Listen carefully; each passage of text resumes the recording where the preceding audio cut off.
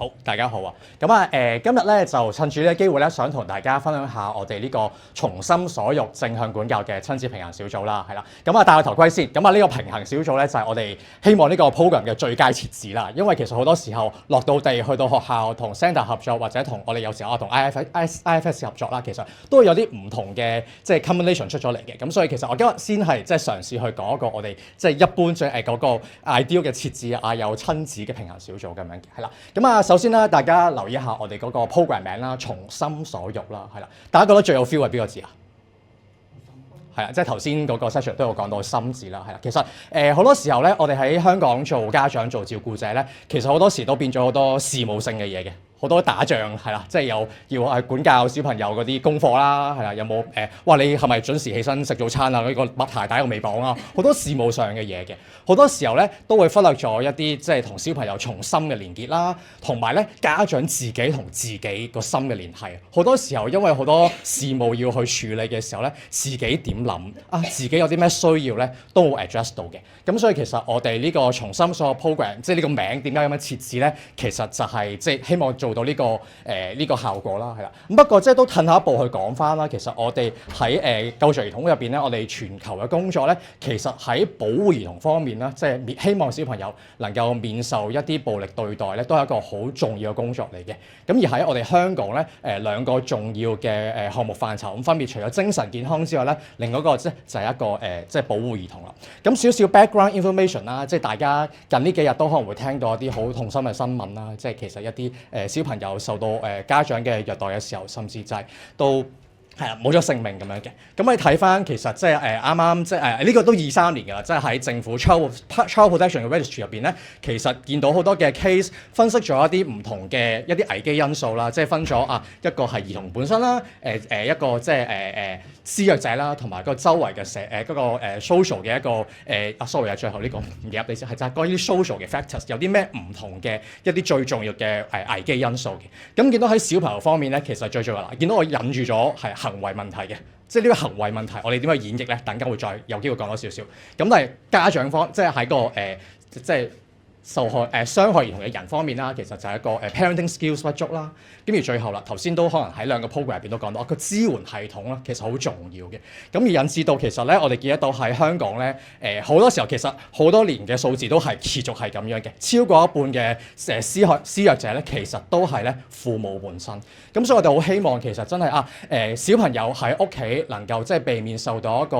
我哋叫做PHP 啦，physical and humiliating punishment 咧，能夠避免呢啲嘅對待咁樣嘅。咁所以我哋就喺Save the Children 入邊啦，我哋根據咗全球喺50個地區實踐過一個Safe Families 嘅一個通用方法，你理解為一個 best practice 啦，綜合咗好多唔同國家嘅一啲嘅經驗啊，點樣去透過一啲唔同嘅一啲嘅program 啦，或者入邊嘅 message 點樣去希望長遠咧去到達到希望兒童啦可以喺個安全同關愛嘅環境下面成長嘅。咁當然如果我哋去到學校去到社區層面落地同人講話你係咪打個仔嚟，跟住然之後我就要去 support 下你，咁唔係㗎嘛。咁所以我哋當然就係希望嗰個 message 就係從心所同小朋友建立翻一個新嘅聯繫，點樣去做到一個正向管教咁樣嘅，係啦。咁我因為時間關係啦，而今日呢個 session 亦都講多少少家長嘅角度嘅，咁我哋都從家長嘅切入多少少啦。咁不過我哋個平衡小組咧，咁其實就係有4大嘅一個目標啦。咁最主要希望增進親子關係嘅。喺家長方面，其實就係佢希望可以提升到一個管教信心啦。小朋友佢覺得自己受到尊重，而都咧可以咧有一個提高自我保護嘅意識啊，知道其實乜嘢係對於小朋友嘅一啲嘅暴力對待咁樣嘅。咁喺坊間都好多唔同嘅一啲嘅正向管教嘅一啲嘅program 啦咁樣。咁我都想 highlight 少少我哋其中嘅一啲少少特色啦，係啦。咁我哋咧一開始嘅時候咧，好多時候我哋都會見到，我哋都有講嘅，其實家長嚟到參加家長小組咧，好多時候佢都好想去解決疏導一啲好當前管教上嘅問題嘅一啲好表徵上面嘅嘢。咁但係咧，我哋喺個 session 一開始嘅時候咧，都好想要個引入，就我哋咧好強調一個長遠嘅管教目標嘅。當小朋友長大成人之後，你期望其實呢個好直接啦，喺佢身上見到咩特質？家長好多時可能講有自信啊，能夠有承擔啊、誠實啊、做一個好人啊等等。跟住啦，第二就係你希望佢嘅關係係點樣嘅？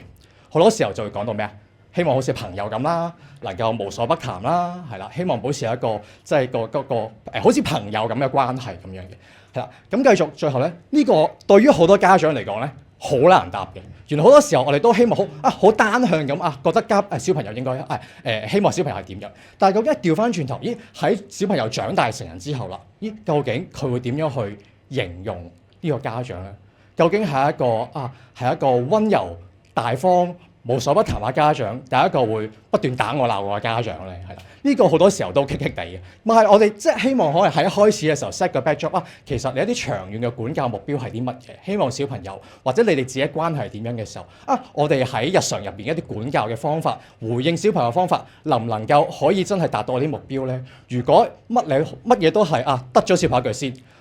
我哋喺正向管教入邊有兩大嘅元素去提到，就係一個溫暖同埋一個 structure 係啦。